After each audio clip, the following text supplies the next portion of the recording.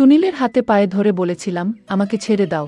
তখন সুনীল চক্রবর্তী আমাকে বলেছিল, তুমি কি চাও না তোমার স্বামী বেঁচে থাকুক? তুমি যদি চাও তোমার স্বামী বেঁচে থাকুক, তাহলে তোমাকে এটা করতেই হবে। স্বামী বাধ্য হয়ে সেদিন রাতের বেলা আমাকে তার বন্ধুর হাতে সঁপে দিয়েছিল। তারপর স্বামীর বন্ধু সারা রাত ধরে আমার সাথে যা করেছিল তা শুনলে আমি গ্যারান্টি দিয়ে বলতে পারি, তোমাদের মাথাটা গরম করে দিবে। আমার নাম কবিতা। প্রতিদিন রাতে আমার স্বামীর বন্ধু আমার ঘরের ভিতর ঢুকে আমার স্বামীর চোখের সামনে অর্ধেক অর্ধেক কথাটা বলার পরে আমার সাথে ঘনিষ্ঠ সম্পর্ক করত, আর আমি কেঁদে যেতাম, কিন্তু কিছু করতে পারতাম না। আমার স্বামী আমাকে অনেক ভালোবাসত। আমরা দুইজন নিজের সংসারে খুব সুখে ছিলাম। একদিন হঠাৎ করে আমার স্বামীর প্রিয় বন্ধু আমাদের ঘরের ভিতর ঢুকে পড়ল। তারপর আমার স্বামীকে বলল, তোর বউয়ের উপর তো আমার অধিকার আছে, তাই আজ রাতে তোর বউয়ের সঙ্গে আমি থাকব। আমার স্বামী তার বন্ধুর মুখ থেকে এই কথা শোনার পরে যখন আপত্তি জানাল, তখন আমার স্বামীর বন্ধু বলল, মনে আছে তো, অর্ধেক অর্ধেক তো সব কিছু আমার। তারপর আমার স্বামী তার বন্ধুর মুখ থেকে অর্ধেক অর্ধেক কথা শোনার পরে আমাকে তার বন্ধুর হাতে সঁপে দিল এবং রুম থেকে মাথা নিচু করে বাইরে চলে গেল। আমার স্বামী যখন চোখের জল ফেলতে ফেলতে অসহায় হয়ে রুম থেকে বাইরে বের হলো, তখন আমি তার বন্ধুর হাতে পায়ে ধরে বললাম, দয়া করে আমার মানসম্মান নষ্ট করবেন না। তুমি এটা পাপ করছো। আমি তোমার বন্ধুর স্ত্রী। আমি তোমার বন্ধুকে মন প্রাণ দিয়ে ভালোবাসি। আমাকে ছেড়ে দাও। কিন্তু ওই শয়তান আমার একটাও শুনেননি। আমি তো এটা বুঝতে পারছিলাম না যে ওই অর্ধেক অর্ধেক কথার মধ্যে এমন কি লুকিয়েছিল, যেটার জন্য আমার স্বামী অনেক অসহায় হয়ে আমাকে তার বন্ধুর হাতে সঁপে দিতে বাধ্য হয়েছিল। এই পৃথিবীতে কোনো স্বামী এটা চাইবে না যে তার স্ত্রীর সঙ্গে অন্য পুরুষ কোনো বাজে আচরণ করুক। আর এদিকে আমার স্বামীর চোখের সামনেই তার বন্ধু আমার সঙ্গে সবকিছু করত। কিন্তু জানি না কেন আমার স্বামী এত লাচার ও অসহায় ছিল তার বন্ধুর অর্ধেক অর্ধেক কথা শুনে। জানি না এমন কি বাধ্যতা ছিল অর্ধেক অর্ধেক কথার মধ্যে। আসলে বিয়ের পরে আমি শ্বশুরবাড়িতে 3 বছর ছিলাম। 2 বছর পরে আমার স্বামী যখন খুলনায় চাকরি পেল, তখন আমি স্বামীর সঙ্গে খুলনায় চলে এসেছিলাম। চাকরি পাওয়ার 5 থেকে 6 বছর পরে আমার স্বামী নিজের জমানো টাকা থেকে একটা ছোট্ট বাড়ি কিনেছিল। তার আগে স্বামীর সঙ্গে আমি একটা ভাড়ার বাড়িতে থাকতাম। স্বামী যখন খুলনায় চাকরি পেয়েছিল, তখন আমি স্বামীর সঙ্গে শহরে চলে এসেছিলাম। আমার স্বামীর নাম রাজেশ। স্বামী আমাকে ভালোবেসে বিয়ে করেছিল। আসলে সে আমাকে বেশ কয়েকবার দেখেছিল। আমার বাড়ি থেকে রাজেশের বাড়ির দূরত্ব মাত্র 3 মিনিটের। বিয়ের পরে রাজেশ বলেছিল, আমাদের বিয়ের 1 বছর আগে থেকে সে নাকি আমার উপরে লক্ষ্য রেখেছিল। তারপর সে নিজে আমার বাবার বাড়িতে এসে বাবার কাছে তার সঙ্গে আমার বিয়ের প্রস্তাব রেখেছিল। বাবা রাজেশের সঙ্গে আমার বিয়ে পাকা করেছিল, কারণ গ্রামে রাজেশের খুব ভালো নাম ছিল, কারণ সে পড়াশোনায় খুব ভালো ছিল এবং গ্রামের সবাই জানত রাজেশ একদিন না একদিন অবশ্যই একটা ভালো জায়গায় চাকরি পাবে। রাজেশ যেহেতু শিক্ষিত ছিল এবং সে চাকরি পাবে, এটা ভেবে আমার বাবা রাজেশের সঙ্গে আমার বিয়ে দিয়েছিল। এবং গ্রামে রাজেশের বাবার অনেক জমি জায়গাও ছিল। বাবা ভেবেছিল রাজেশের ঘরে আমি অনেক সুখে থাকব, কিন্তু আমার কপালে যে এত কষ্ট লেখা ছিল, সেটা আমি ও আমার পরিবারের লোক কেউ স্বপ্নেও ভাবতে পারেননি। বাবা মা যখন তার ছেলে মেয়ে কোনো একটা সম্বন্ধ খুঁজে বের করে বিয়ে পাকা করে, তখন তারা এটা ভেবেই বিয়ে দেয় যে আমার ছেলে বা মেয়ে খুব সুখে থাকবে। কিন্তু কার কপালে কি লেখা আছে, এটা তো কেউ বলতে পারবে না। বিয়ের পরে আমি কিন্তু খুব সুখে ছিলাম। আমার স্বামী আমাকে ভীষণ ভালোবাসত, কারণ এমনিতেই সে আমাকে আগে থেকে পছন্দ করত। কিন্তু আমি তাকে চিনতাম না। বিয়ের পরে স্বামী আমাকে বলেছিল সে নাকি আমাদের বিয়ের আগে থেকেই আমাকে ভালোবাসত, কিন্তু সামনে থেকে কোনোদিন কিছু বলার সাহস পায়নি। তাই সে সরাসরি আমার বিয়ের ব্যাপারে বাবার সঙ্গে কথা বলেছিল। বাসর রাতে আমাকে উপহার হিসেবে সোনার চেন দিয়েছিল এবং বলেছিল একটু একটু করে টাকা জমিয়ে নাকি সে সোনার চেনটা আমার জন্য তৈরি করেছে। কারণ আমাদের বিয়ের আগে রাজেশ বেকার ছিল। সে তখন তার দাদার দোকানে থেকে তার দাদার কাজে সাহায্য করত এবং তার দাদা হাতখরচ হিসেবে প্রত্যেক মাসে রাজেশকে কিছু টাকা দিয়ে দিত। সে ওই টাকা থেকে কিছু টাকা জমিয়ে আমার জন্য এই সোনার চেন বানিয়েছিল। তারপর বিয়ের পরে রাজেশ যখন চাকরি পেল, তখন রাজেশের সঙ্গে আমিও শহরে চলে এসেছিলাম, কারণ ওর এটা অনেক দিনের স্বপ্ন ছিল যে নিজের টাকা দিয়ে বাড়ি কিনবে। আমাদের নিজস্ব বাড়ি আসার পরে মনে হয়েছিল জীবনের সব সুখ এবং আনন্দ আমি পেয়ে গেছি। মাঝে মধ্যে আমার বাবা মা আমাদের সঙ্গে দেখা করতে আসতো।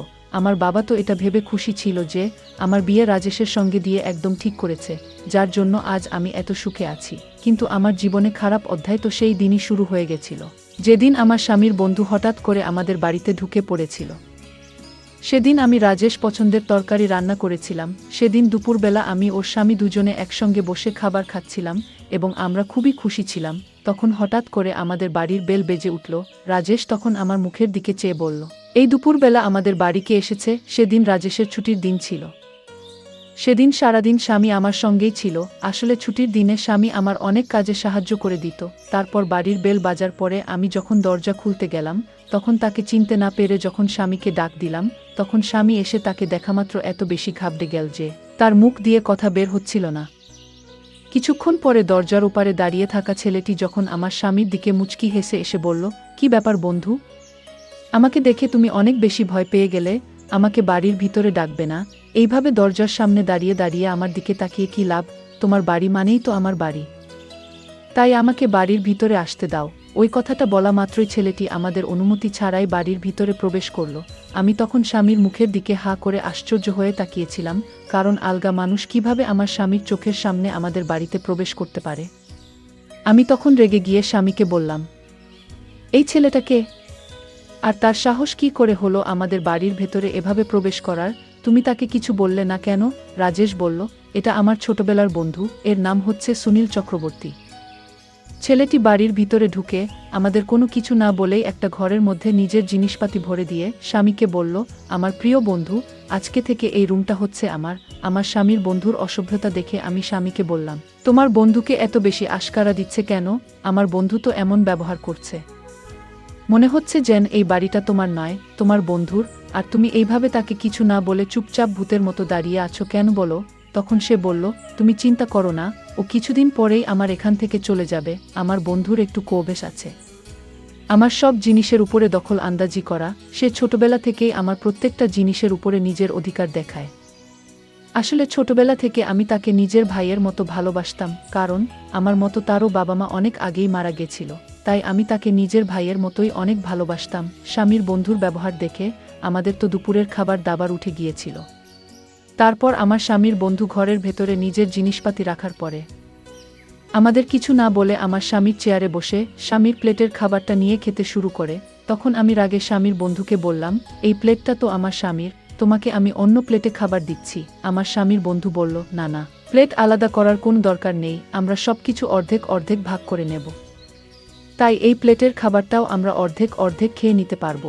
এই কথাটা বলে সে আমার স্বামীর ভাগের খাবারটা খেয়ে চলে গেল। আমি তো হাঁ করে আশ্চর্য হয়ে স্বামীর মুখের দিকে তাকিয়েছিলাম, কারণ এত অসভ্যতা করতে আমার জীবনে আমি কাউকে দেখিনি। জানি না আমার স্বামী কী কারণে তার বন্ধুকে এত বেশি আশকারা দিচ্ছিল। প্রথমে তো মনে হয়েছিল আমার স্বামী তার বন্ধুকে আশকারা দিচ্ছে, কিন্তু যতদিন যাচ্ছিল আমি বুঝতে পারছিলাম আমার স্বামী তার বন্ধুকে আশকারা নয়, সে পুরো চার ও অসহায় হয়ে তার বন্ধুর সব কথা বাধ্য হয়ে মানছিল। যখন তার বন্ধু আমাদের বাড়িতে এসেছিল, তখন থেকেই তার বন্ধুর তাকানোর অঙ্গিভঙ্গি দেখে আমার ভীষণ খারাপ লাগত। এমনকি সে আমাদের বেডরুমের ভিতর ঢুকে আমার স্বামীর জামাকাপড় নিজের গায়ে দিত আমাদের অনুমতি ছাড়াই, এবং আমি যখন বাধা দিতাম তখন সে আমার নাম ধরে বলতো, আরে এ কবিতা, তুমি আমাদের দুজনের গোপন কথার ব্যাপারে কিচ্ছু জানো না, তাই তুমি আমার ও রাজেশের মাঝে না আসলেই ভালো। সে যখন আমাকে বৌদি না বলে নাম ধরে ডাকতে শুরু করেছিল, তখন রাগে আমার মাথা পুরো গরম হয়ে গিয়েছিল।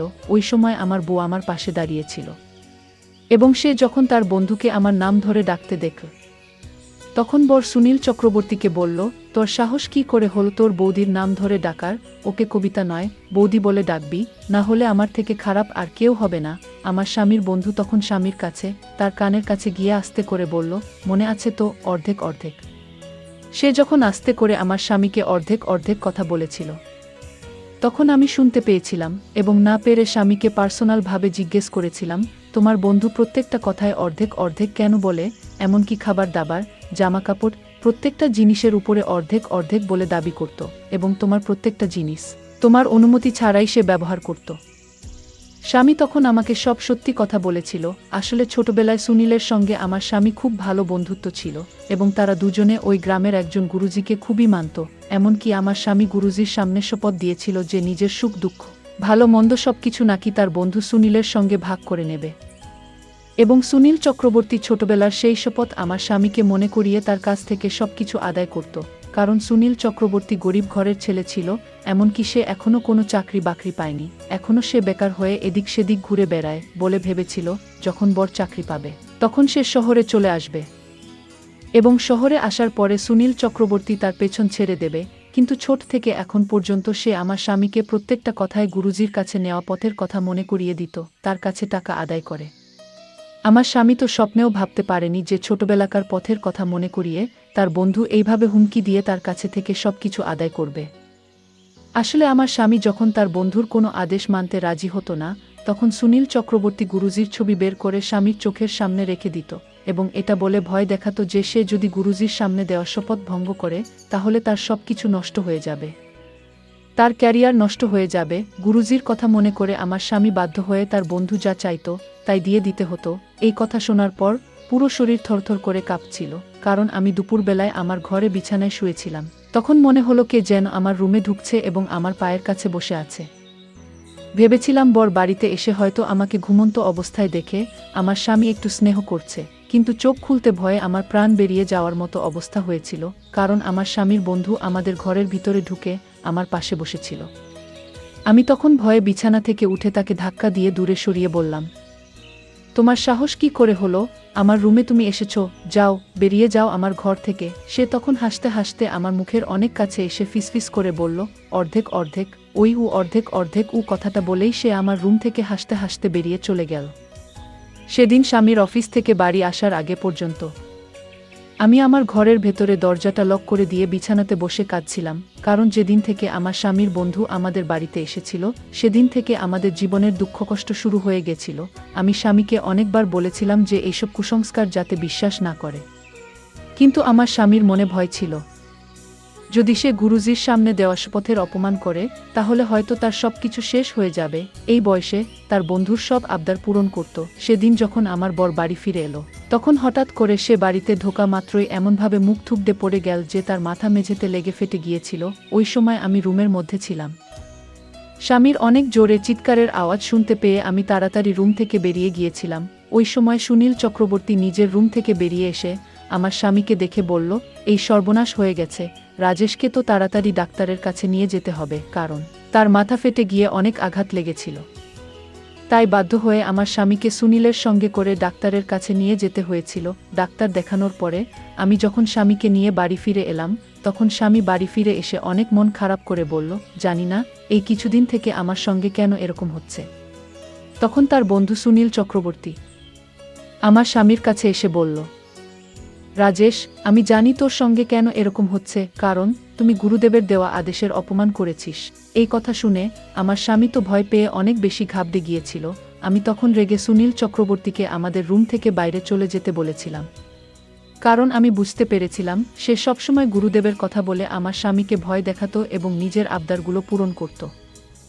স্বামীর সঙ্গে ঘটনাটা হওয়ার কিছুদিন পরে একদিন সন্ধ্যাবেলায় স্বামী যখন চা খেতে চাইল, তখন আমি তাকে চা করে দিলাম এবং চায়ের কাপটা টেবিলে রাখার পরে আমি যখন স্বামীকে ঘরের ভিতর থেকে ডেকে নিয়ে এলাম এবং সে যখন চাটা খেল, তখন অর্ধেক চা খাওয়া মাত্র সে নিজের গলা ও পেট ধরে সোফায় বসে গড়াগড়ি দিচ্ছিল। বলে রকম সাফটানি দেখে আমি অনেক বেশি ভয় পেয়ে জিজ্ঞেস করলাম, তুমি এরকম কেন করছো? হঠাৎ করে তোমার কি হলো? স্বামীর এরকম অবস্থা দেখে আমি তো ভীষণ ভয় পেয়ে গিয়েছিলাম, কারণ এর আগে এরকম কখনো হয়নি। স্বামী যখন অনেক বেশি ছটফট করছিল, তখন আমি বাধ্য হয়ে সুনীল চক্রবর্তীকে ডাক দিয়েছি। তখন নিজের রুম থেকে বেরিয়ে এসে জিজ্ঞেস করলো, কি হয়েছে? তখন আমি বললাম, তোমার বন্ধুর হঠাৎ করে শরীর খারাপ হয়ে গেছে, জানি না কি হয়েছে, তাকে এক্ষুনি ডাক্তারের কাছে নিয়ে যেতে হবে, তুমি আমার সাহায্য করো। সেদিন আবার তাড়াতাড়ি করে স্বামীকে ডাক্তারের কাছে নিয়ে যেতে হয়েছিল। ডাক্তার দেখানোর পরে জানতে পারলাম কিছু বিষাক্ত জিনিসের জন্য তার গলা ও পেট অনেক জ্বালা করছিল। স্বামীর বারবার এরকম অবস্থা দেখে আমিও নিজের কথা বিশ্বাস করতে লাগলাম। প্রথমে আমি ভাবতাম স্বামীর সঙ্গে যা হচ্ছে সেগুলো সব হয়তো ষড়যন্ত্র, কিন্তু বারবার একটা মানুষের সঙ্গে কাকতালীয় কিভাবে হতে পারে? ঠিক ওই সময় সুনীল চক্রবর্তী আমাকে বলল, এগুলো সব গুরুজির আদেশের অপমান করার ফল, তোমরা ভোগ করছো। যতদিন গুরুদের কাছে নেওয়া শপথের পালন করবে না, ততদিন তোমাদের জীবনে এরকম দুর্ঘটনা ঘটবে। সুনীলের কথা শোনার পরে আমার স্বামী বলছিল, তাহলে আমাকে কি করতে হবে? কারণ আমি আর এইভাবে ভয়ে ভয়ে বাঁচতে পারবো না। আমার কবিতার সুখের সংসারে শান্তি ফিরিয়ে আনার জন্য যা করতে হয় আমি করব। তখন সুনীল চক্রবর্তী মুচকি হেসে বলল, একটাই উপায় আছে, সেটা হচ্ছে অর্ধেক অর্ধেক। তুই যে শপথ গুরুজির কাছে নিয়েছিলি সেটা পালন করতে হবে, তবে তুই এই শান্তি ফিরে পাবে তার সুস্থ হওয়ার পরে। আমার স্বামী তার সম্পত্তি, বাড়িঘর সবকিছু তার বন্ধু ও নিজের নামে অর্ধেক অর্ধেক করেছিল। এদিকে আমি স্বামীকে এই কথাটা বলিনি যে তার বন্ধু প্রত্যেক দিন আমার ঘরে এসে আমার সঙ্গে নোংরামি করার চেষ্টা করে। কারণ আমি যখন প্রথমে আমার স্বামীকে সুনীলের ব্যাপারে বলেছিলাম যে তার বন্ধু মোটেই ভালো মানুষ নয়, সে আমার উপরে নোংরা নজর দিয়েছে, তখন আমার স্বামী আমার কথার অত গুরুত্ব দেয়নি। কারণ আমার স্বামী নিজেও ভাবতে পারেনি যে তার বন্ধু আমার সঙ্গে এত খারাপ আচরণ করতে পারে। সেই সময় যদি আমার স্বামী নিজের মনে একটু সাহস করে সুনীল চক্রবর্তীকে ঘর থেকে বের করে দিত, তাহলে আমাদের আজ এত খারাপ অবস্থা হতো না। কিন্তু আমার স্বামী গুরুজির উপর এত বেশি অন্ধবিশ্বাস করেছিল যে সে ভয় পেয়ে নিজের সবকিছু ত্যাগ করতে রাজি হয়ে গেছিল। আমার বোনের উপর দিয়ে ওই সময় অনেক বেশি দুর্যোগ যাচ্ছিল।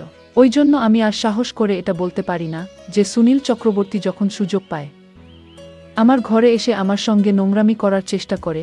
কারণ এসব শোনার পরে আমার স্বামী হয়তো আরও বেশি ভেঙে পড়ত। কিন্তু আমার স্বামী যখন তার সব সম্পত্তি ও বাড়িঘর সুনীলের নামে অর্ধেক করে দিয়েছিল, তারপরেও কিন্তু সুনীল চক্রবর্তী সুযোগ পেলে আমার ঘরের ভিতরে এসে কখনো বা আমার শাড়ির আঁচল নিয়ে টানাটানি করত। এরকম খারাপ আচরণ দেখে আমি তাকে জোরে একটা থাপ্পড় মেরেছিলাম। সে তখন আমাকে বলেছিল, অর্ধেক অর্ধেক মনে আছে তো? নইলে তোমার স্বামীর মৃত্যু নিশ্চিত। এটা আমি তোমাকে লিখে দিতে পারি। আর এটা আমার কথা নয়, এটা হচ্ছে গুরুজির কথা। সুনীলের মুখ থেকে স্বামীর মৃত্যুর কথা শুনে আমার ভয়ে হৃৎস্পন্দন বেড়ে গিয়েছিল। বুঝতে পারছিলাম না কিভাবে এই শয়তানের হাত থেকে নিজেকে ও নিজের স্বামীকে বাঁচাবো।